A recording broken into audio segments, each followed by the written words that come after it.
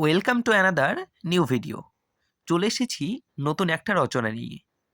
রচনাটি শরৎকাল সম্বন্ধে। পশ্চিমবঙ্গের ৬টি ঋতুর মধ্যে শরৎ তৃতীয়তম ঋতু। ভাদ্র ও আশ্বিন এই ২ মাস শরৎকাল।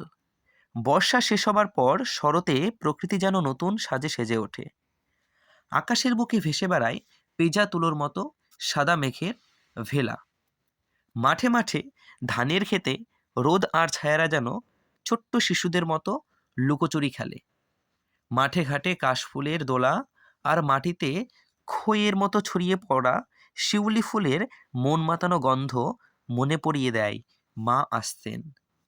দুর্গাপুজো, কালী পুজো, ভাইফোঁটা, ঈদ প্রভৃতি উৎসবে সারা বাংলার মানুষ এই সময় মেতে ওঠে। জাতি ধর্ম বর্ণ নির্বিশেষে সকল মানুষ একত্রে মিলেমিশে এই সময় উৎসবে মেতে ওঠে। তাই শরৎ ঋতু মিলনের ঋতু।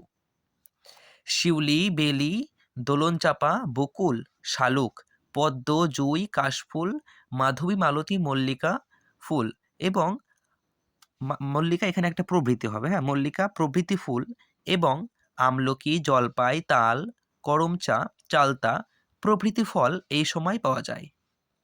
তবে এই সময় ঋতু পরিবর্তনের কারণে মানুষের সর্দি, কাশি, জ্বরও হয়। এই বলে রচনা লেখাটা শেষ করেছি। তোমাদের রচনাটা ভালো লাগলে ভিডিওটিকে লাইক এবং চ্যানেলটিকে অবশ্যই সাবস্ক্রাইব করতে ভুলো না। Thanks for watching.